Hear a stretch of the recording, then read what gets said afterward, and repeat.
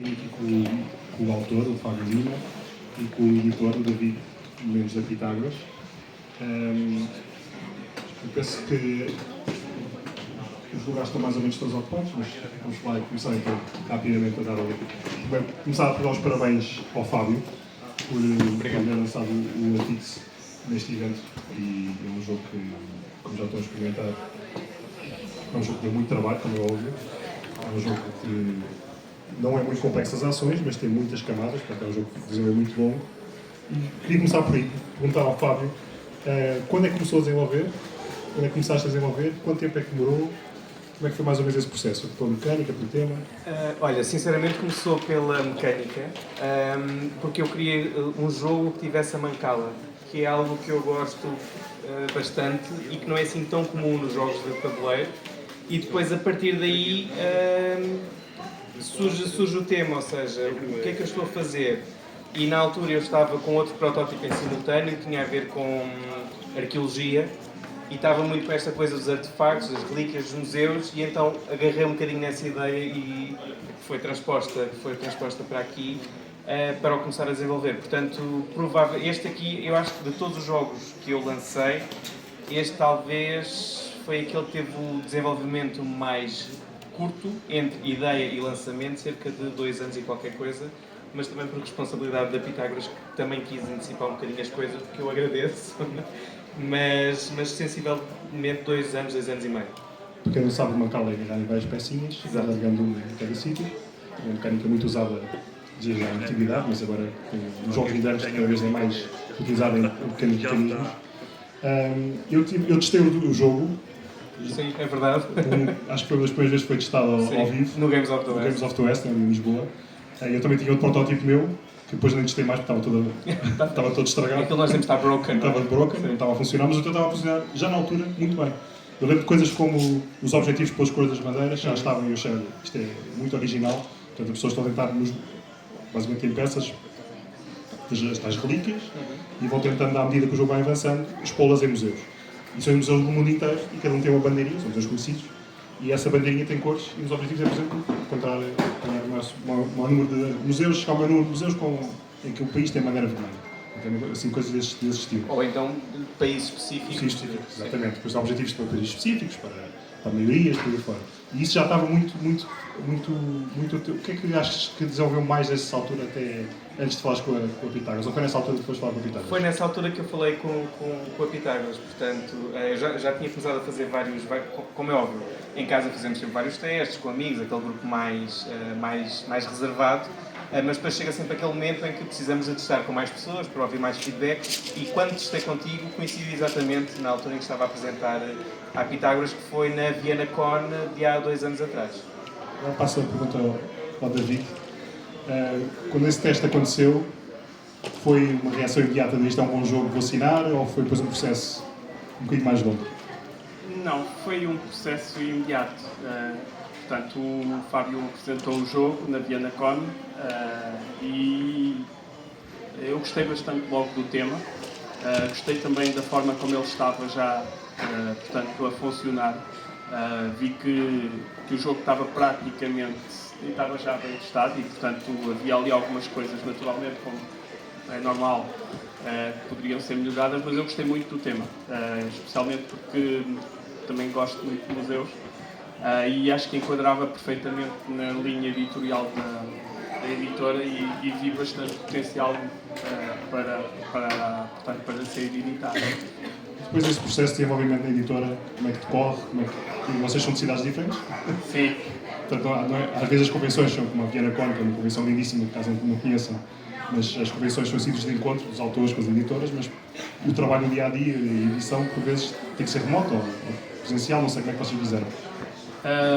Uma das boas coisas que a pandemia deixou foi, efetivamente, o hábito de se fazer os playtests pelo TTS. Portanto, antes disso havia muito a questão de se fazer o protótipo e se testar, o que era difícil, sobretudo quando vivemos em cidades diferentes dos autores e também é difícil hoje em dia conseguirmos encontrar a disponibilidade ou criar um evento, seja ao fim de semana, seja onde for, em que as pessoas tenham essa disponibilidade para jogar. Muitas vezes há os encontros dos board gamers, mas o pessoal gosta de jogar já jogos que estão publicados e é um bocadinho difícil às vezes levar a teste um projeto. Aqui neste caso, portanto, o TTS foi um dos grandes.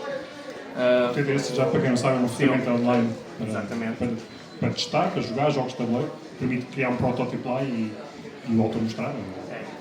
Sim, basicamente o TTS, ou o Tabletop Simulator, permite, como se nós estivéssemos aqui a jogar no jogo, portanto, fazer as ações e jogar. É bom porque nos permite testar a qualquer hora do dia e conseguimos testar com o maior número de pessoas, seja em cidades, seja ou até países, e portanto foi o formato que nós mais utilizámos, foi o Tabletop Simulator. Depois, numa fase mais posterior, já quando o jogo estava perfeitamente fechado, uma cópia final, mas foi tudo, o Tabletop foi a E lembram-se de alguma ferramenta para os dois? De alguma mecânica, as pessoas já tiveram já conhecem um bocadinho o jogo, alguma mecânica que na altura não existisse, no início, colocaram alguns, lembram-se de alguma, assim de repente? Eu lembro-me de uma que foi na questão dos museus. Nós inicialmente, quando se fazia um museu, todas as cartas mantinham-se lá. E foi algo que veio dos testes, porque a ideia de, como temos os objetivos que são muito variáveis, as próprias cartas também poderem rodar muito, e incluiu-se esta ideia de que, quando é feito um museu, a carta que está mais longe é descartada para haver também uma renovação das cartas e os jogadores também sentirem um bocadinho esta ideia da corrida. Mas para isso precisamos também de acrescentar aquelas duas peças que dão uma bonificação extra. Portanto, é aquela coisa, vamos fazendo testes, vamos recebendo feedback e vamos fazendo aqui um bom compromisso. Já que estamos a falar do TTS, eu quero também aqui agradecer ao Costa, porque o Costa acreditou no jogo desde o primeiro momento, fez um ótimo acompanhamento, um ótimo desenvolvimento também ao jogo, uma pessoa muito estável, muito disponível, e claro está, com o seu conhecimento de jogos de tabuleiro também ajuda que estas pequenas coisas possam ser afinadas e que consigamos ter o jogo como está neste momento na mesa. Exatamente, o desenvolvimento do jogo nunca é só o autor, há também uma equipa de desenvolvimento, o Costa é o responsável do autor. E com o David também, portanto é esta ideia de equipa. Faz isso. E depois já vamos falar um bocadinho também do resto da equipa, porque há mais pessoas envolvidas para fazer o jogo. Queria só mais uma questão sobre os tabuleiros, que a maior parte não usou, penso eu. Os tabuleiros são, do primeiro lado, igual para todos os jogadores, cada jogador tem um personagem que faz a mesma coisa, mas há a hipótese de ir lá para o lado B. Isso foi algo que, do que eu me lembro no meu teste, não existiu, ou já existia pensado? Existia pensado na altura do teu teste apenas com uma cartinha, como um género de variante. E eu lembro-me na altura termos falado desta possibilidade, isto podia ser dinâmico, e depois veio esta questão dos próprios tabuleiros fazerem esse processo. Ou seja, na minha perspectiva, eu tinha ações mais pequeninas para dar alguma variedade, mas ao falar-se com a editora durante os testes, achou-se que podia ser mais interessante que cada tabuleiro tem logo duas ações e há uma assimetria ainda maior. Mas depois foi um desafio conseguir equilibrar tudo e perceber que não havia umas mais poderosas do que outras. Realmente, jogos assimétricos, a grande dificuldade é arranjar. É preciso muitos testes para que deixem equilibrados, porque o jogo torna, obviamente, o jogo muito mais complexo, sabe, como as pessoas já estão mais habituadas a jogar. O lado lá é perfeitamente normal. Eu joguei ontem com a minha filha, estava alguns, e ela até me ganhou, e ela só tem 7 anos. Eu estava mais preocupado com as regras, aprender bem as regras. Portanto, é um jogo familiar, mas a partir do momento em que começamos a introduzir essas variantes. Uma pergunta aqui para o David sobre o modo solo. É uma aposta cada vez mais do mercado. O modo solo é poder jogar sozinho o jogo, às vezes para aprender, outras vezes mesmo para jogar competitivamente. Tem sido uma aposta da editora, é algo que vês acontecer mais no futuro. E para este jogo, como é que correu esse desenvolvimento? Portanto, sim, é uma aposta, até porque é quase hoje um requisito e a maior parte dos jogadores gostam do modo solo, essencialmente hoje em dia também não é fácil encontrarmos todos os dias um grupo para jogar e também é uma boa forma de explorarmos o jogo. E há muitas pessoas que gostam de jogar o modo solo e é quase um requisito para a compra ou não. E portanto é uma aposta da editora. Em termos dos jogos que nós não tínhamos modo solo, Inclusivamente, portanto, temos o André, que está no desenvolvimento dos modos solo e que fez no ano passado alguns deles e que é um excelente complemento. Aqui no caso do Antix foi o Fábio. Portanto, foi uma questão que o Fábio colocou logo de início, que gostava muito de contribuir e fazer o modo solo. E, portanto, foi a responsabilidade do Fábio, mas sim, é um complemento extremamente útil e naturalmente que enriquece muito o jogo e será uma aposta para todos os jogos da editora, inclusive para aqueles que ainda não têm, portanto, adicionar, porque é importante. Pensando agora para a questão do resto da equipa, começando pela ilustração, não sei em que altura é que o processo é que se pensou, o jogo já estava o suficiente, vamos apostar, normalmente os protótipos, quem não sabe, tem design gráfico, o que o autor faz, mas são muito brancos, não tem muita cor. A ideia é testar as mecânicas, mas chega a um certo ponto em que nós queremos então introduzir esta parte. Quando é que isso aconteceu? Porque a escolha do ilustrador, como é que foi esse processo? Olha, a ideia do Pedro Alberto,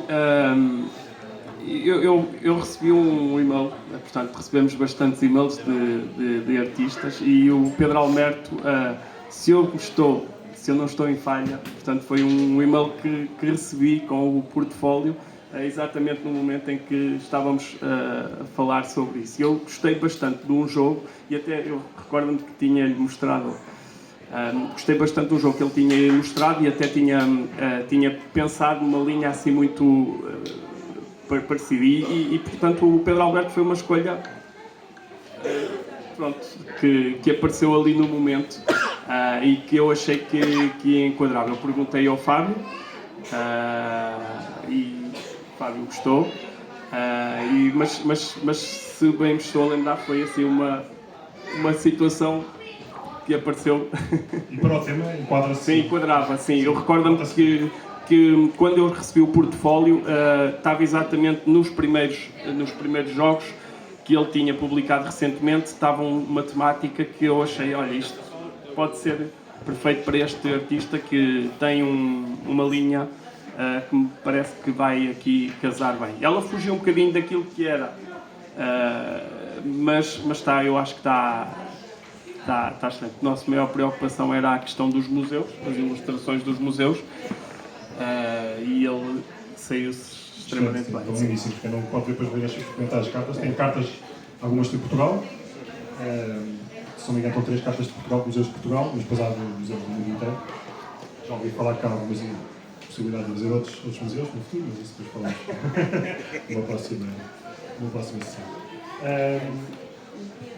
Outra peça fundamental, porque tudo que vem, há algumas ilustrações, obviamente, mas depois tudo o que vem tem muito a ver também com o design gráfico.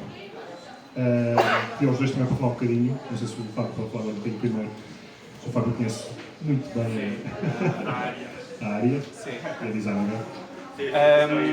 Ou seja, eu acho que aqui é importante reforçar que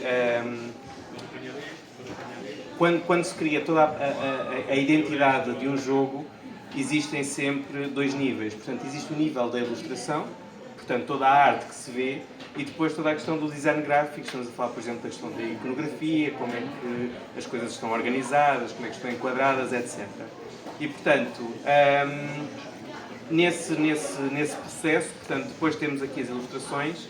A Ana Teixeira depois fez toda a questão gráfica, a adaptação gráfica e design gráfico, inclusivamente toda a paginação do manual de regras, portanto, distribuição, agarrando no que era o mood que o Pedro tinha criado e que tem realmente ilustrações muito fortes e com também muitos detalhes. Passando ali ao David, para falar só também um bocadinho então desta parte, se quiseres falar um bocadinho, como é que isso se integra no jogo? É já muito uma parte final, foi a meses, ir para a fábrica, e foi. Essa parte depois ir para a fábrica, com a produção também com a escolha dos produtos, dos componentes, porque não é fácil, podemos escolher quase tudo o que quisermos. Sim. Mas é preciso haver um equilíbrio, obviamente, entre ser uma coisa viável e que faça sentido para o jogo. Sim, e tocando aqui um pouco na parte do design gráfico, e a Ana está de facto parabéns, foi um excelente trabalho e efetivamente porque hoje em dia nós encontramos excelentes ilustradores mas nem todos eles, e está a acontecer, e é normal e é perfeitamente legítimo, nem todos jogam jogos de tabuleiro. E, portanto, eles sabem fazer a ilustração, mas depois, no que toca à parte mais de grafismo, tem ali aquela lacuna. E, portanto, uma das preocupações tem sido também essa de termos, portanto, pessoas que conhecem a área e que estão e que conseguem perfeitamente trabalhar isso. E eu recordo-me que nós tivemos aqui alguns desafios e até algum trabalho que foi feito e depois teve que ser deitado fora, efetivamente porque não é um jogo que tenha sido assim tão fácil de trabalhar em termos de design gráfico.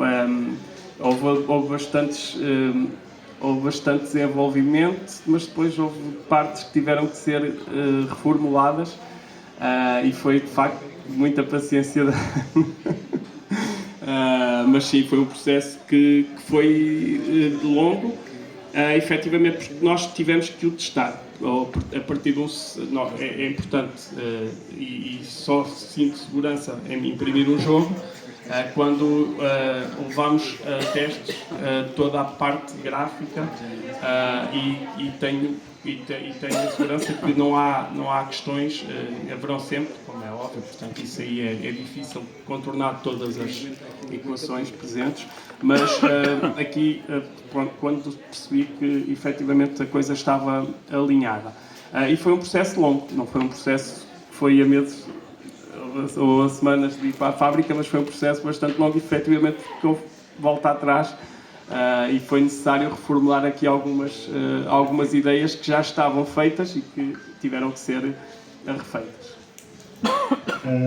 Continuando aqui também agora para o David, depois de ir para a fábrica, a produção obtece obviamente muitos passos, são um bocado técnicos, que não têm muito esse interesse, mas basicamente há uma preparação dos fecheiros que vão para a fábrica, depois há uma verificação para frente e para trás, se as peças estão bem, se é tudo possível fazer, se está tudo de acordo. O resultado final, acho que toda a gente pode ver que ficou excelente. E houve, obviamente, muito interesse, depois começou a aparecer um interesse no mercado internacional. Neste momento o jogo já está em alguns países, em lojas, quis falar um bocadinho desse processo e de onde é que eles já se podem encontrar e um bocadinho no futuro. O que é que está-se a pensar para o lançamento deste jogo em termos de outros mercados? Então é assim, nós em termos de mercado, atualmente, além do mercado nacional, portanto o jogo está em distribuição para o Brasil, através de um parceiro nosso, que é a Bestmark, e portanto eles estão a fazer a distribuição do jogo. Além disso, o Japão, que também é um parceiro que nós já temos há alguns anos, que é a ONU Games, que também está a distribuir o projeto, o jogo. Em termos de localizações, nós estamos quase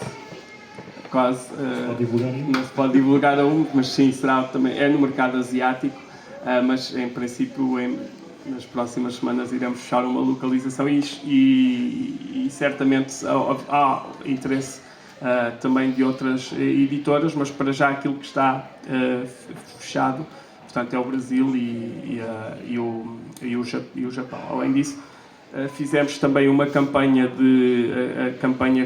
com as lojas Epishops, portanto, que é umas lojas alemãs, e que fizemos uma espécie de crowdfunding e, portanto, onde portanto, foram vendidas 50 ou 60 unidades e também temos em distribuição a Alemanha, que foi esta semana, não foi ainda o que nós pretendemos, mas certamente vamos conseguir mais. O jogo também tem, obviamente, com os desafios das várias línguas, tem um trabalho grande também do Fábio e do resto da equipa sobre as regras. As regras é sempre provavelmente o maior pesadelo dos autores, porque tem que ter tudo, mas tem que também ser muito simples e claras. Como é que foi esse desafio?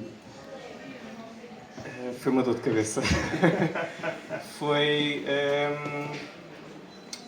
Ou seja, o processo é sempre o autor escreve as regras, que depois são sempre reescritas e afinadas por parte da editora, havendo sempre aquele compromisso de que a tua ideia e regras saem da tua cabeça, mas depois podem ser escritas de outra forma.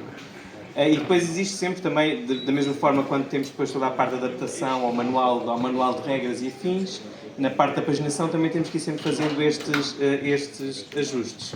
Mas não foi um processo fácil, porque lá está, apesar das regras serem simples, às vezes existem pequenas nuances que têm que ser explicadas, os exemplos têm que ser claros para as pessoas.